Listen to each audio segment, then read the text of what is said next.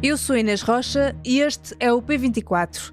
A direita radical foi derrotada em França. E agora, como formar governo?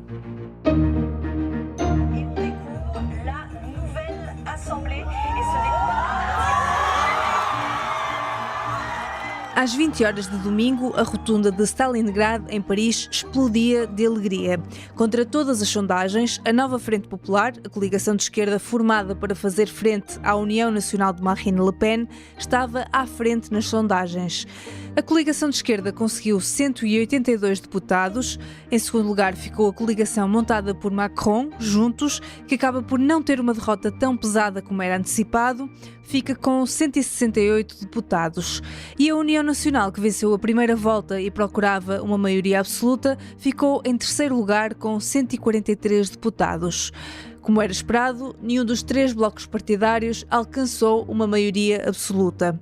Um dos grandes vencedores da segunda volta, o líder da França insubmissa, Jean-Luc Mélenchon, dirigiu-se diretamente a Emmanuel Macron. Le président a le devoir d'appeler le nouveau Front Populaire a gouverner. Mélenchon disse que o presidente tem o dever de chamar a nova Frente Popular para governar.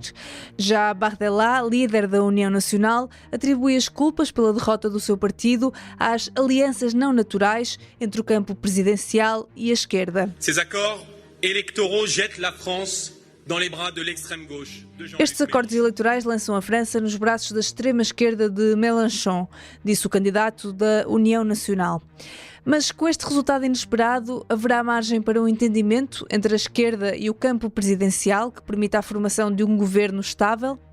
Neste P24 ouvimos João Carvalho, especialista em ciência política do ISCTE, que se tem dedicado ao estudo dos movimentos da extrema-direita europeia. Bem-vindos ao P24 de segunda-feira, 8 de junho de 2024. João Carvalho, bem-vindo ao P24. Este domingo vimos uma vitória da coligação das esquerdas em França. Como é que viu este resultado, depois de todas as sondagens darem vitória à União Nacional? Era expectável esta mobilização dos franceses contra a direita radical? Expectável, vou dizer que a minha palavra será de certa forma inesperado, porque todas as sondagens apontavam uma vitória clara da Rassemblement Nacional, porém inesperado, mas não à partida nunca era impossível, porque dependia do funcionamento da barreira republicana. Como nós assistimos, a barreira republicana funcionou muito melhor do que noutras ocasiões, num passado recente, e creio que a transferência de votos tanto da esquerda para o centro como do centro para a esquerda, parece-me terem realizado esta surpresa. Por outro lado, temos uma descida da abstenção substancial e não havia uma eleição legislativa tão participada desde 1981, portanto, são há 23 anos atrás, há 43 anos atrás que não se assistia a uma eleição tão participada e, por outro lado, tão competitiva. O facto de ser tão competitiva fazia com que o resultado fosse, à partida, inesperado e, para lhe dizer a verdade, eu suspeitava que a Rassemblement Nacional não conseguiria vencer com uma maioria absoluta, mas, à partida, também não poderia garantir e apostar todas as fichas nesta opção. Como nós vimos, os resultados do Brexit, os resultados da eleição de Donald Trump, fazem com que hoje em dia a política seja muito mais imprevisível do que era, certamente, uma década atrás. E agora como é que fica a governabilidade em França? Com uma coligação a ganhar as eleições, que é uma espécie de geringonça à francesa, com partidos com ideias muito diferentes, seguida do centro-direita de Macron, seguida da direita radical. Macron já pediu cautela, diz que os resultados não respondem claramente à questão quem vai governar. Como é que lhe parece que o presidente francês irá agir perante estes resultados? Parece-me difícil conseguir adivinhar, sinceramente, o que é que o presidente Emmanuel Macron irá decidir, porque estas eleições legislativas foram também de si próprias completamente inesperadas, na medida em que a derrota de Macron nas eleições europeias não o obrigava a convocar uma clarificação eleitoral que acabou por se traduzir numa maior fragmentação do sistema partidário francês. Parece-me que Macron, ao longo dos últimos 7 anos, demonstrou muito maior hostilidade relativamente à extrema-esquerda, ou à França insubmissa, liderada por Mélenchon, do que relativamente à Rassemblement Nacional liderada por Marine Le Pen.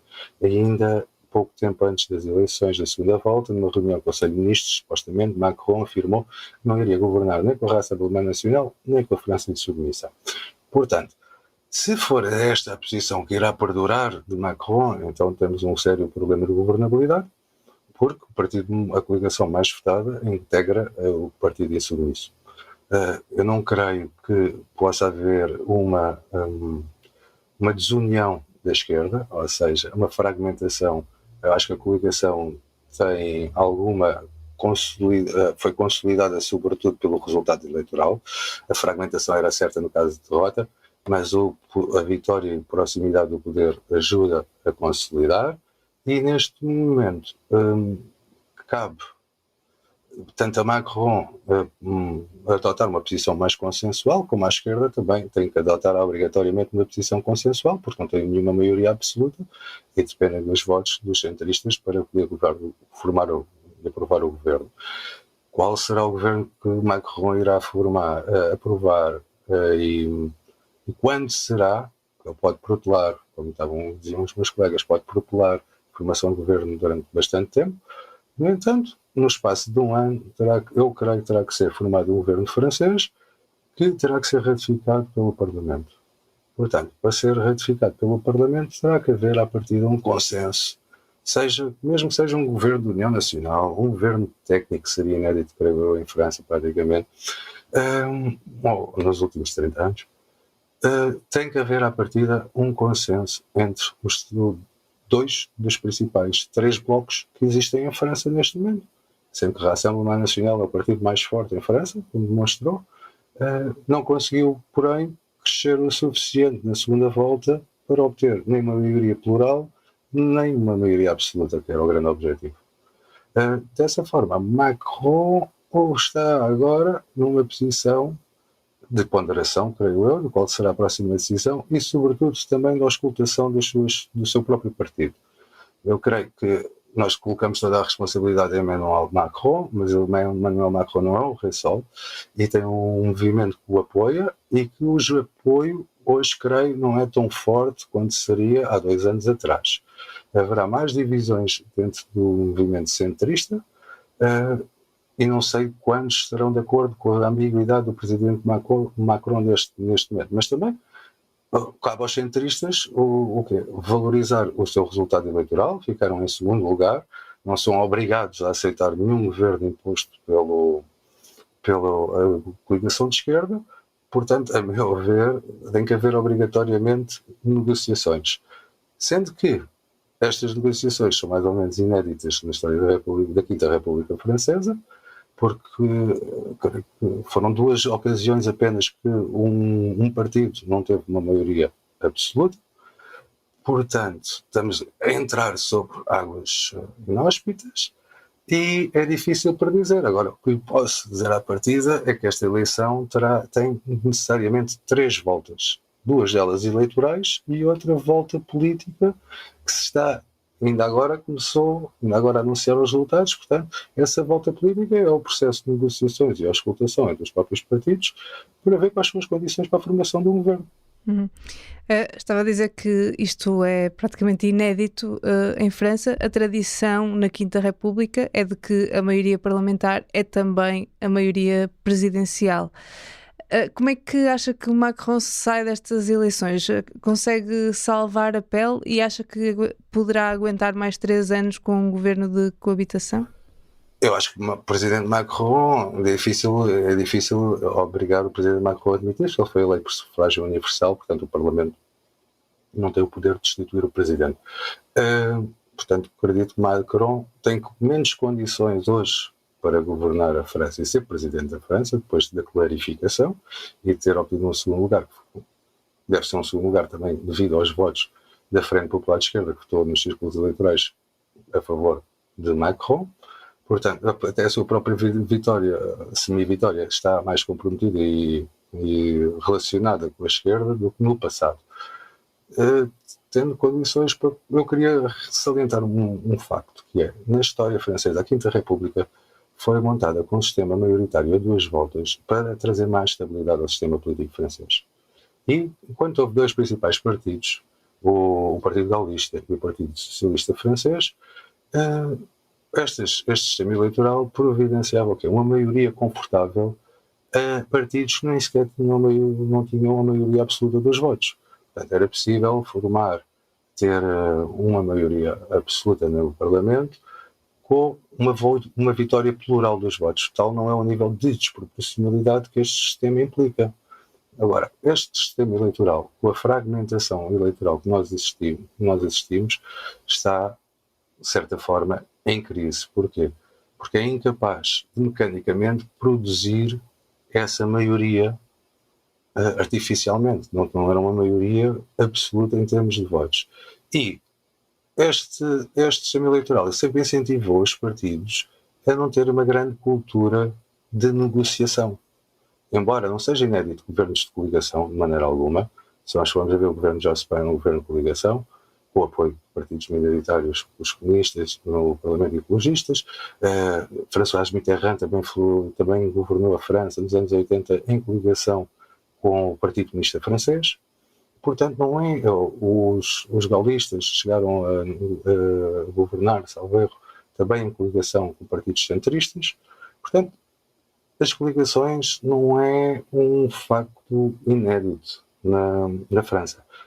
Mas esta fragmentação eleitoral, sim. A tradição também, como dizia, é que haja dois principais partidos, um do centro-direita, outro do centro-esquerda. Estas eleições mostram que já não é assim. Há posições mais extremadas, tanto à direita como à esquerda. Não, utilizando mesmo a expressão de Macron, uma expressão bancária, assiste à reestruturação do Parlamento francês. Isso já se tinha assistido quando Macron foi eleito em 2017. Mas, sobretudo, esta reestruturação, vamos dizer, é sobretudo à direita. À direita, a Rassemblement National acaba-se por afirmar como o maior partido de direita e o maior partido mais votado a nível nacional. Isto tornou-se possível porquê? Porque grande parte dele atribui, e outros colegas de uma assistência política, como Nona Mir, atribuem a responsabilidade aos republicanos ou ao UMP no passado. Desde Sarkozy, que houve uma política da UMP, do centro-direita, de capturar os votos do centro-direita através da acomodação das ideias da Frente Nacional e da Rassemblement National. Esta estratégia culmina que o original acaba por ser mais popular do que a cópia. E eles terem feito ou estar sempre a copiar o discurso da Rassemblement Nacional em questões de imigração e segurança fez com que a barreira ideológica entre os eleitores republicanos e os eleitores da Rassemblement Nacional se desvanecesse. Daí que a gente tenha assistido a este crescimento do Rassemblement Nacional. Por outro lado, o outro principal partido que existia era o PS, Partido Socialista, que teve a vitória nas presidenciais de 2012, mas cujo presidente François Hollande, tal não era o seu nível de impopularidade, não se recandidatou em 2017 e desde então sofreu um hecatombe. Assistiu-se a uma reestruturação ligeira na esquerda. Houve uma altura em que a França submissa se conseguiu, o declínio eleitoral do PS no Partido Socialista Francês foi muito elevado, enquanto dado o crescimento da França submissa se assumiu como o principal polo.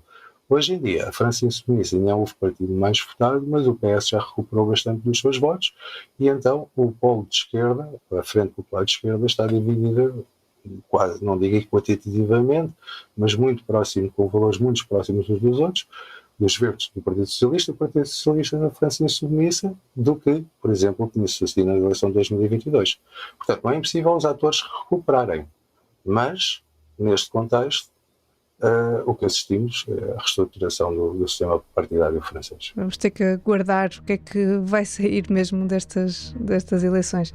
João Carvalho, muito obrigada. Muito obrigado pelo convite e adeus.